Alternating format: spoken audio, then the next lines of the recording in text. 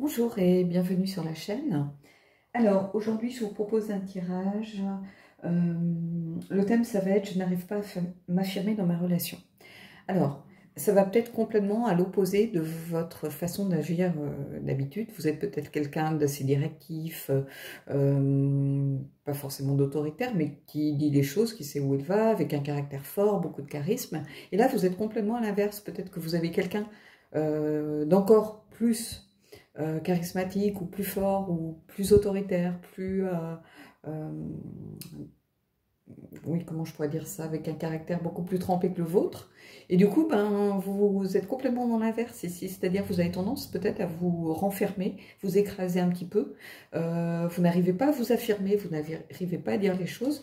Alors peut-être par peur de déplaire, par peur d'aller au conflit. On va voir ce que ça vient nous dire. Alors pour ça, j'ai pris, enfin plutôt le jeu m'a un petit peu appelé parce que je ne pensais pas du tout à ce genre de jeu pour faire ce tirage. J'étais plutôt dans un tirage relationnel, donc voilà, un tarot habituel. Et là, c'est le tarot de la forêt enchantée qui m'a appelé, qui m'a inspiré plus ou moins ce tirage d'ailleurs. Donc on va voir ce que viennent nous dire les cartes.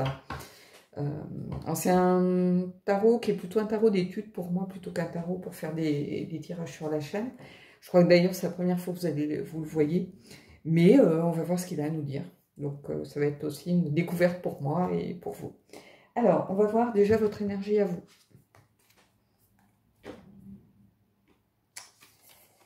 Et ici, on a le roi de flèche, Martin Pêcheur. Roi de flèche, c'est le roi d'épée. Donc ici, on a le roi d'épée, on a quelqu'un qui, voilà, avec de l'autorité, qui trouve des solutions, qui est exigeant. Et là, on est vraiment, c'est votre énergie en fait. Normalement, vous avez cette énergie forte. C'est votre énergie habituelle. Et là, c'est comme si elle était un peu éteinte, un peu endormie, un peu masquée. Donc ici, c'est presque le... comment je pourrais vous dire ça? Comme si vous cachiez un petit peu, que vous ne montriez pas votre vrai caractère. Alors on a un côté un peu peut-être manipulateur, manipulatrice ici, puisque vous ne vous dévoilez pas tel que vous êtes réellement. C'est-à-dire vous préférez ne rien dire. Voilà. Alors, ce que vous entendez, il n'y a pas d'éléphant près de chez moi, je ne suis pas au fin fond de la brousse. Il y a des travaux, donc voilà. Je suis obligée de faire avec, j'ai pas beaucoup le choix. Alors, des fois, je me demande vraiment ce qu'ils font, vu le bruit que ça fait, mais bon, passons. Alors, maintenant, on va découvrir pourquoi vous êtes comme ça, pourquoi vous n'arrivez pas à vous affirmer. Est-ce que c'est lié à des peurs, des blocages? On va voir. Alors, le roi d'Arc, la vipère. Alors déjà, on a deux rois. La vipère, le roi d'Arc, c'est le roi de bâton. Donc, quelqu'un de passionné, quelqu'un qui fonce, quelqu'un qui tient les rênes normalement, qui est plutôt un entrepreneur. Et ici, alors je vais le faire plutôt à l'intuitif ici. Ici, on a vraiment quelqu'un qui se met en retrait des conflits en fait. On a cette vipère un peu toute seule. Ici, on a un petit peu ce nœud de vipère. J'ai l'impression que vous n'avez pas envie de rentrer dans le débat. En fait, vous n'êtes pas éteint, c'est que vous n'avez pas envie de rentrer dans certains conflits qui vous semblent peut-être stériles. Vous n'avez pas envie de... Comment je pourrais vous dire ça? De dépenser de l'énergie en vain, en fait. Ici, c'est un petit peu ça que je ressens. C'est cette volonté de ne pas perdre de l'énergie pour des choses qui n'en valent peut-être pas la peine. En fait, le roi de bâton, pardon, c'est quelqu'un qui... c'est la maturité, c'est le fait, la décision. C'est aussi une certaine sagesse qui découle de cette carte. C'est ça, en fait. Vous êtes suffisamment sage pour pas rentrer dans certains débats. Donc, le pourquoi, c'est un peu ça. C'est-à-dire, vous n'avez pas envie de rentrer dans certains conflits stériles. Il y a des choses qui sont faites ou qui sont dites, qui ne vous plaisent pas forcément, que vous auriez peut-être formulé différemment, vous auriez peut-être agi différemment par rapport à des situations, par rapport à des gens, mais vous dites, bon, vous laissez couler parce que vous n'avez pas envie de dépenser de l'énergie dans un truc qui n'en vaut pas la peine, qui ne mènera sans doute à rien, vous en êtes conscient, hein, parce qu'on a le roi d'épée en face, qui est quelqu'un qui est quand même assez manipulateur, c'est votre trait de caractère, donc vous n'avez pas envie, voilà, vous avez tendance à vous voyez un peu comme la vipère, quoi, hein, c'est un peu, voilà, vous préférez vous mettre un petit peu en retrait. Alors, pourquoi? Donc, pourquoi? Parce que vous êtes suffisamment sage pour pas rentrer dans le débat et puis pour continuer à vous cacher un petit peu derrière un masque. Alors, on va voir maintenant comment cela se manifeste dans votre relation. Oups. Alors, comment cela se manifeste?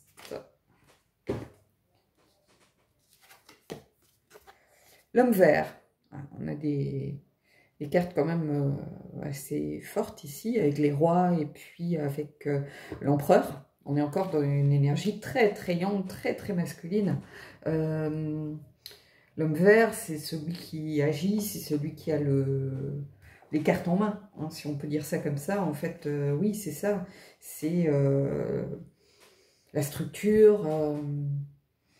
Donc, comment cela se manifeste avec une certaine intransigeance dans votre façon d'être. C'est-à-dire que vous êtes droit dans vos bottes, en fait. Vous vous êtes fixé une certaine... comment je pourrais vous dire ça? Vous êtes fixé une certaine conduite, voilà, je cherchais le mot, et vous n'avez pas envie vraiment de sortir de la route, en fait. Hein. Ici, c'est un petit peu ça. Alors, l'homme vert, c'est pourtant quelqu'un de généreux, hein, assez créatif, assez dynamique, qui est dans l'action. Et ici, en fait, comment ça se manifeste?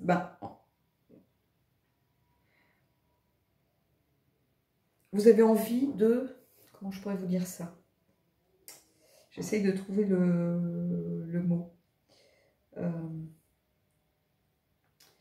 L'homme vert, c'est un petit peu un patriarche. C'est-à-dire, c'est l'énergie... Ça pourrait être l'énergie de... c'est l'énergie de... un petit peu... comment je pourrais vous dire ça? Des dragons, de Pendragon, de... c'est quelqu'un de sage. Donc, comment ça se manifeste? Avec cette façon de vous tenir un peu en dehors du truc. Donc là, vous êtes un peu comme en dehors de votre relation. C'est-à-dire, je n'arrive pas à m'affirmer dans ma relation. C'est pas que vous n'arrivez pas à vous affirmer, c'est que vous n'avez pas envie de vous affirmer. C'est un petit peu différent ici. Donc ici, ce tirage, c'est ça qui met en évidence.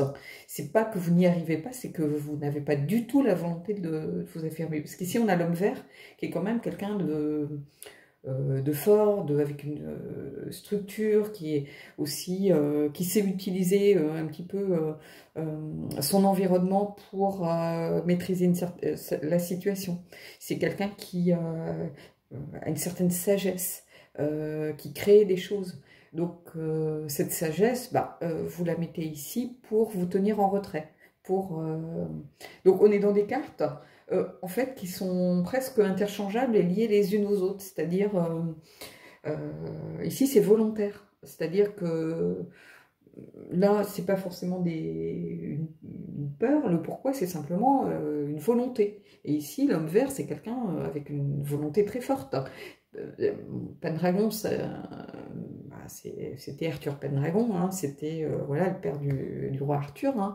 C'est lié évidemment à la légende arthurienne, mais c'était quelqu'un voilà, qui défendait ses positions, c'est comme ça, pas autrement, et voilà. Et ici, c'est ça. Donc on a vraiment deux rois et l'empereur, puisque le 4, c'est l'empereur. Ces trois énergies, voilà, j'ai envie de vous dire, c'est ça et pas autre chose, quoi. Alors, on va voir maintenant... qui peut vous aider à vous affirmer, peut-être justement à sortir de ce schéma un petit peu de retrait. Alors, qui peut vous aider à sortir de ce schéma un petit peu de mise en retrait? Hop.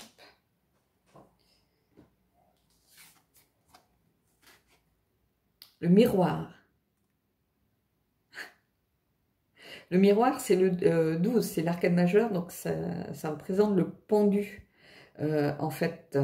Donc c'est la patience, c'est aussi le fait de faire appel à son... Comment je pourrais vous dire ça? À son intuition, de faire... On a la lune ici, hein, et on a ici cette notion de voyage intérieur, en fait. Hein. Donc ici, il va falloir aller... qui peut vous aider? Ben, en fait, c'est vous. C'est vous-même ici, tout simplement. Alors, le miroir, c'est en fait, c'est la dame du lac. C'est Morgane, qui est la guérisseuse. On est toujours basé hein, sur la forêt enchantée, c'est Kaamelott. Hein. Donc, c'est une guérisseuse. C'est la déesse aussi de la sombre, de la connaissance, en fait. Hein. Mais c'est vraiment ici, on a une notion de patience, de prudence, de confiance à avoir pour effectuer ce voyage intérieur. Ici, c'est, on vous demande un petit peu d'aller chercher, en fait, d'aller puiser vraiment, pour le coup, au fond de vous, cette énergie, cette... comment je pourrais vous dire ça? C'est un peu l'inconscient. Donc, c'est-à-dire que ici, la personne qui va pouvoir vous aider à peut-être vous affirmer, sortir de ce schéma un petit peu dans lequel vous êtes enfermé, c'est vous-même. Il va falloir travailler sur vous-même, en fait. Hein. C'est ce que vient nous dire le miroir. Ici, c'est le voyage intérieur, hein, c'est l'intuition. C'est Morgane qui est aussi... qui a une fonction de... Comment je peux vous dire ça? De guérisseuse, hein, par rapport à la légende arthurienne. Et ici, c'est vous qui avez la capacité au fond de vous à entamer ce voyage. Donc, on a quand même un tirage très fort avec 2 arcanes majeures, 2 rois. Et puis c'est des cartes quand même très fortes. Hein. L'empereur, c'est un caractère fort. Cette énergie du miroir, hein, qui est la patience, qui est avoir confiance, qui est faire appel à sa conscience et son moi profond pour entamer un voyage personnel qui n'est pas évident à faire, hein, parce qu'il va falloir que vous alliez un petit peu vous battre contre vous-même ici. Hein. C'est un tirage, oui, que personnellement, moi, je trouve vraiment fort. Donc, qui peut vous aider ici, ça va être votre sagesse intérieure, votre intuition, ça va être vraiment vous-même ici. Alors, on va voir maintenant sur quoi il va falloir mettre l'accent pour pouvoir vous dépasser, avancer et sortir un petit peu de ce schéma où vous avez l'impression de vous éteindre un petit peu dans votre relation en ce moment. Même c'est volontaire de votre part, hein, parce que vous avez la sagesse de peut-être pas vouloir aller dans les conflits.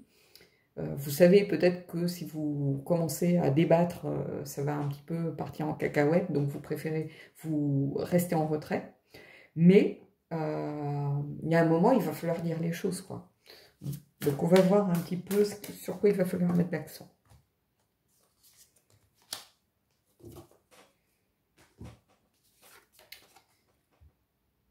Oula, encore un arcane majeur. Donc ici, c'est le voyant. Et le voyant, c'est la grande prêtresse. C'est l'énergie de la grande prêtresse. C'est-à-dire que ce qu'il va falloir travailler, c'est aller essayer de lever un petit peu le voile sur...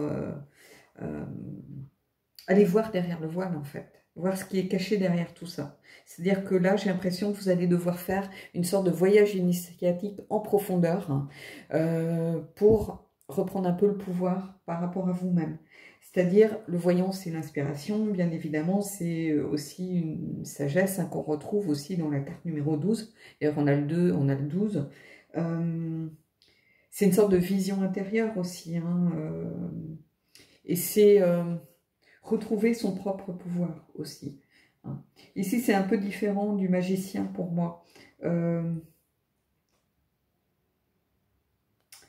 C'est-à-dire qu'il va falloir faire appel à votre pouvoir, pas forcément à vos outils, à votre, comme le magicien, à ses compétences, mais ici vraiment à votre propre pouvoir, votre propre sagesse. Donc ici, c'est encore une carte très très forte.